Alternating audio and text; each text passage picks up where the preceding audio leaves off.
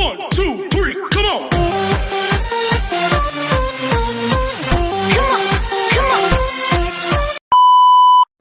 Hello beautiful people! Welcome back to my channel. This is your Mama Sam. Hola mga amigo, amiga, kumare at kumpare. Kamusta kayong lahat? Sana lahat po kayo ay okay at safe ngayong araw na ito. At syempre kung ako naman ang tatanungin nyo, nakikita naman ninyo ang beauty ng Mama Sam ninyo. Fresh overload pa rin, di ba? Ganyan talaga kapag umiinom ka ng maraming vitamin C plus kumakain ka ng maraming banana. Dahil sa banana, mas nakakaloka ang ganda ng Mama Sam ninyo. Charot! So, kamusta naman kayong lahat? Sana lahat kayo ay okay na okay ngayong araw ng syempre, Pasko. Merry Christmas sa inyo lahat ng bonggang-bongga. Kung ako naman ang tatanungin ninyo, ayun, nag-silent night kami kagabi. So, pumunta kami ng simbahan at doon kami nag-celebrate ng Christmas Eve. Oo, walang handa dito kasi hindi nakapagluto si Nu dahil busy siya. Ayun. And then, ayun. Pero mamaya may party sa school. Ayun na, may Christmas party ang mga bata. Tapos merong, ayun, presentation for Christmas. Kaya nakaganito tayo. At ito daw, color green daw ang susuotin. And then, of course, ayun, I'm so excited din para sa New Year's party namin mamaya. Ganon. So, maraming eksena. Pero syempre, ito, hindi ko nakakalimutan na mag-vlog ngayong Pasko. Kasi syempre, gusto ko kayong batiin ng Merry Christmas. Maraming salamat, guys. Kagabi, sa pagdadasal ko, lahat kayo kasama sa pagdadasal ko. Kasi syempre, hindi naman ako nandirito kung wala kayo. Kaya maraming salamat and God bless you. Mula sa aking puso. Ayan. Merry Christmas! So, ayan. So, syempre, marami akong hatid na chika. Dahil talaga naman ngayong araw na to, sisiguraduhin kong mag-iinit ang ulo ninyo ngayong Pasko. Charot. So, ayan. So, marami akong hatid na chika na magpapainit sa lamig ng Pasko. Kaya wag na natin patagalin ang ating mga chika. So, para sa una natin chika, MGI All-Star. Postpone. Postpone ang schedule nila dahil mamumove daw ito. Ayun, ang first original plan nila ay sa January 25 to February 13. Dahil nga daw holiday season, at yung ibang mga candidates ay busy sa pag-celebrate ng Christmas and New Year. So, imumove nyata nila ng March. Charot, hindi ko alam. Wala pa namang balita. Baka April. April. Charot. Ayun, so mamumove siya. Kasi nga, yung iba daw, hindi pa daw nakakapag-asikaso ng visa. Pero parang feeling ko, may hinihintay silang candidates na ma-free ang schedule nito. So, parang feeling ko, magiging April na to. Ang MGI All-Star. Sila naman yung may pakana nun Ang sabi nung iba, kasi wala naman daw masyadong sumali. Parang meron naman, may mga candidates naman silang nire-release, di ba? Pero syempre, naghihintay pa sila ng more. So yan. And then, ayun nga, syempre, nintay din nila yung ibang candidates mula sa iba't ibang bansa dahil nga daw, wala daw visa. Ayun. So, parang nakakaloka, no? So, yun. Pero syempre, excited tayo dyan at malalaman natin kung sino nga ba ang magiging kauna-unahang reyna ng MGI All-Stars. So, medyo nabitin lang tayo konti. Di ba, huwag kayong mag-alala, meron namang Miss World Philippines. Ang Miss World Philippines naman ay magaganap daw sa February 3. Sana totoo to, no? Alam naman ninyo ang ni Mr. Arnold, urong sulong. Parang ayan na, isusulong tapos biglang iuurong na naman. Ganon. Pero syempre, yung mga candidates ng Miss World Philippines ay talaga naman handang-handa na makipagpupukan, makipagbakbakan, di ba? And then, ayun, looking forward tayo kung sino nga ba ang magiging next Miss World Philippines ng ating bansa after Krishnan Gravides. So, yan. At eto nga para sa sumunod natin, chika. Nako, ang Charm Beauty ay patuloy pa rin ang pamamayagpag dahil nga nandiyan pa rin ang mga Miss Charm Beauty sa Vietnam kung saan naman ay mag-i-stay yung reyna nila dyan at yung mga runners-up. At ayun nga kahapon nagkaroon sila ng bagong release na photoshoot na talaga namang masasabi ko, bongga. So ayun, so masasabi ko lang, parang mas maganda yung first runner-up, di ba? Doon sa Miss Charm. So, nung nakita ko yung photos nila, tapos sinung ko, sabi ko parang Miss Universe ang datingan ng first runner-up. At tapos sabi ko, yung beauty niya talaga, parang wow, very beauty queen. Tapos yung winner, parang naloka ako, charot. Anyway, magaling naman kasi si Venezuela during that night. Sabi nga ganon, kanya-kanyang magic lang yan. And then, ayun. So, in fairness naman, ang mga beauty ng Miss Charm, very charm. Except lang doon sa winner, charot. So, yun. So, ako para sa akin, okay na yan. Congratulations sa kanila. Oh, di ba? So, yon kaya masaya ang mga Miss Charm Beauty. Yan. At para sa sumunod natin, chika, ito nga daw, yung dating Miss Grand. Miss Grand na galing sa naging top 5 noong 2024. From Myanmar. Galing sa Miss Grand siya. Tapos ngayon ay lalaban daw kaya siya sa Miss Cosmo o sa Miss World? Ayan. So, naging maintriga tong babaeng to nung lumaban sa Miss Grand. Tapos, nagkaroon ng eksena, ng coronation ng Miss Grand dahil sa kanilang ganap. Tapos, ngayon, ayan, pinupush siya ng mga tao na sumali siya sa Miss Cosmo or kaya sa Miss World. Ako ang tatanungin ninyo, bakit hindi? Pumunta siya doon sa Miss Cosmo. Akala ko nga siya yung magiging first Miss Cosmo candidate from Myanmar under ng organization na ito, yung kanyang, di ba, national director. And then, ayun, looking forward ako kung babalik pa ba siya. Kasi nga, di ba, naging mainit at naging maintriga itong babaeng to nung lumaban ng Miss Grand. Kaya, sabi ko, ay maganda to kung makaka-eksena to sa Miss Cosmo. Pero natatakot nga tang matalo kaya hindi sumali. Charot. So, yan. So, ako, beauty niya, why not? Kung sasali siya sa Miss World, I think hindi siya magpe-penetrate doon ng bonggang-bongga. Better na sumali siya sa Miss Cosmo kasi mas makikita yung eksena na, alam mo naman to, palaban. Malay mo, mag-second runner-up pa to. Mag-first runner-up. Diba? So, yon. And good luck. Tingnan natin, abangan natin yan. At para naman sa sumunod na chika, eto nga, grabe, ang Miss Cosmo ayaw din magpakabog dahil syempre nagkaroon din sila ng mga photoshoot after ng pageant nila. At ayun nga, nakikita na natin sa social media yung mga nire-release nilang mga photo na ang bonggang-bongga. So, nakakatuwa ang Miss Cosmo kasi dalawa ang reyna. So, ako parang feel ko may reyna at may runners-up. Kaya lang yung reyna, hindi siya makaka-eksena ng bonggang-bongga kasi nandiyan yung runners-up niya, di ba? Di ba yung runners-up kasi parang nire-reserve yun para kung in case na magkaroon ng problema sa reyna, siya yung papalit. Dito sa Miss Cosmo, iba.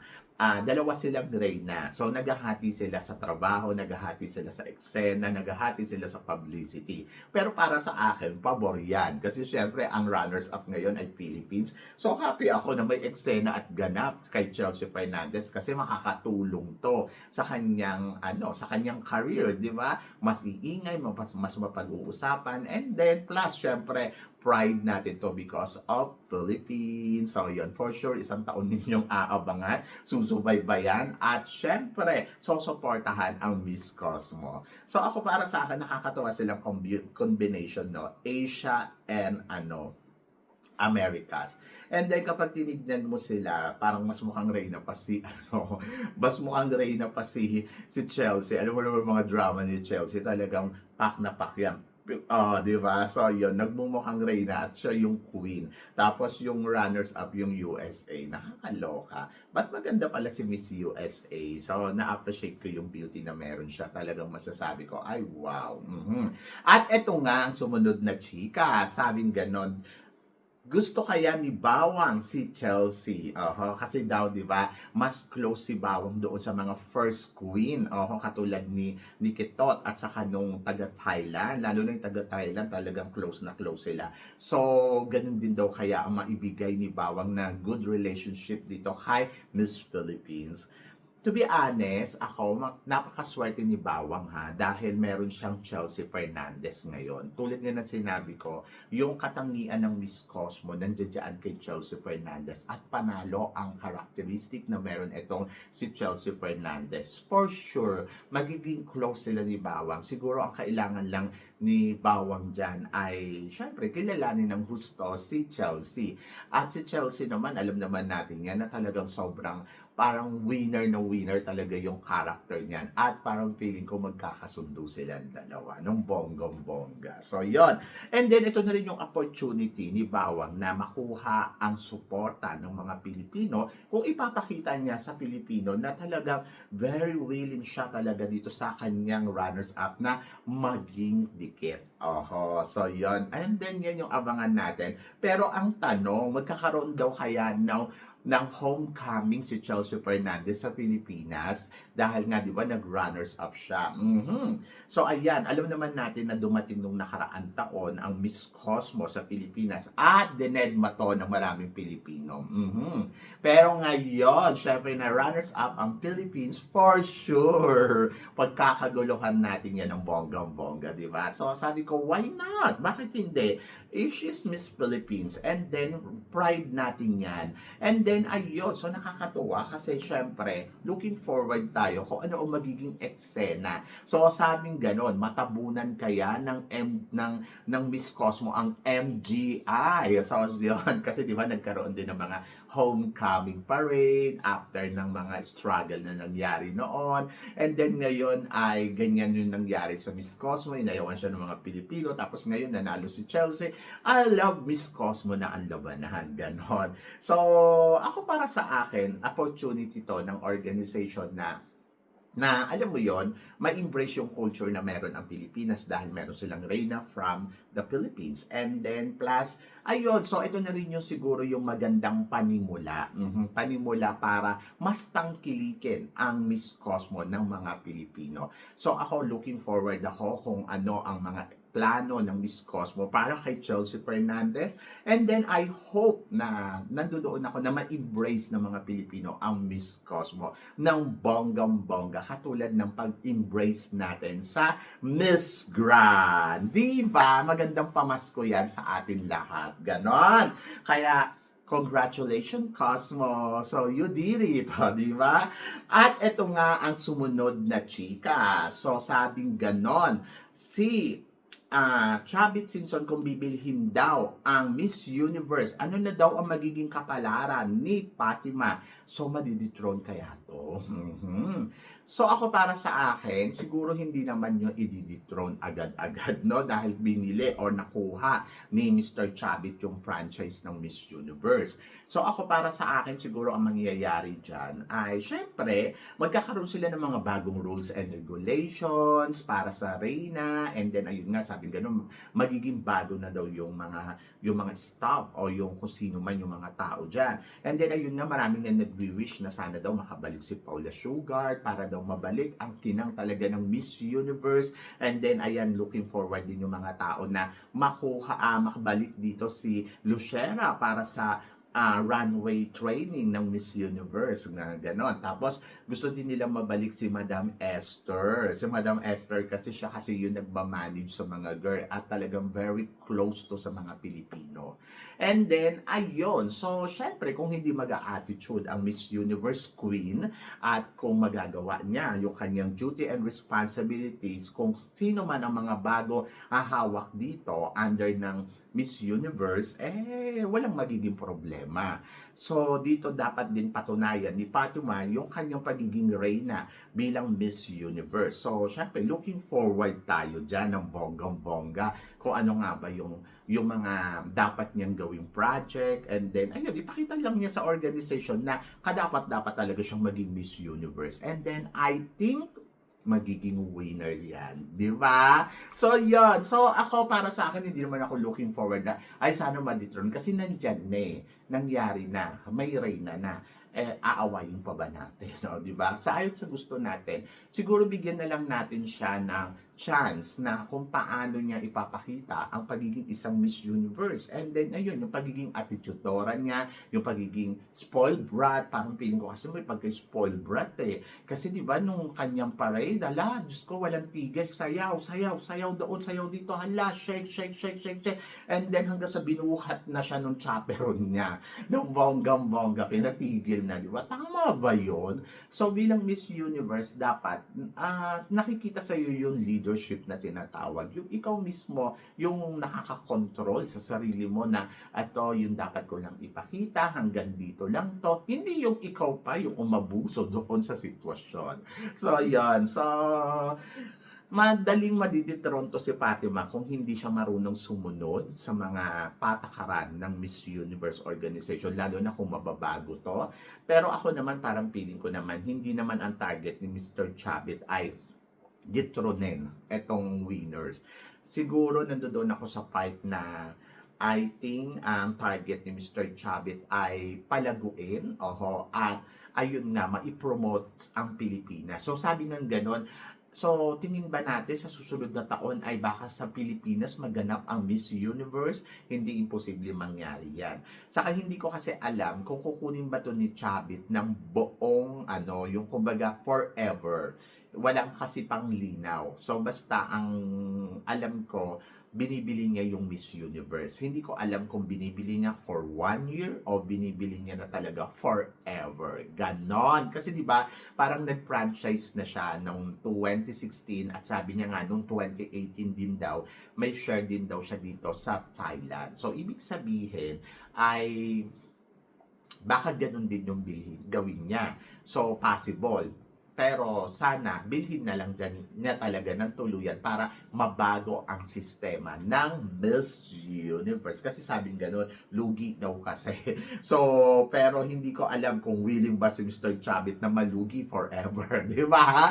So, yun. So, good luck. And then, I hope na sana talaga magtagumpay si Mr. Chavit sa pagkuha ng Miss Universe. And then, ayun, looking forward tayo kung ano nga ba ang mangyayari kay Fatima Bush kapag syempre, bago na ang organization ng Miss Universe, di ba? So, kung ito ba ay madidethrone, ito ba ay mapagpapatuloy niya yung kanyang ginagawa, or mapapakita niyo ba sa atin kung bakit siya ang nanalong Miss Universe? So, looking forward tayo dyan. So, yan! So, kayo guys, ano guys ang masasabi ninyo dito sa mga pinag-uusapan natin ngayon? So, please comment below para at least malaman ko naman kung ano naman ang chika mo dito sa mga pinag-uusapan natin ngayon. Syempre maraming salamat. And then of course bumabati ako sa inyo lahat ng maligayang Pasko at maligong bagong taon.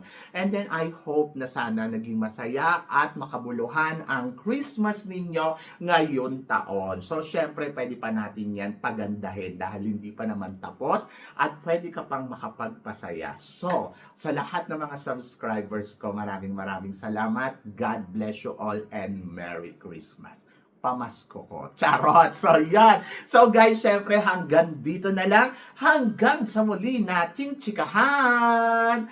So, see you tomorrow. Thank you, guys. Merry Christmas!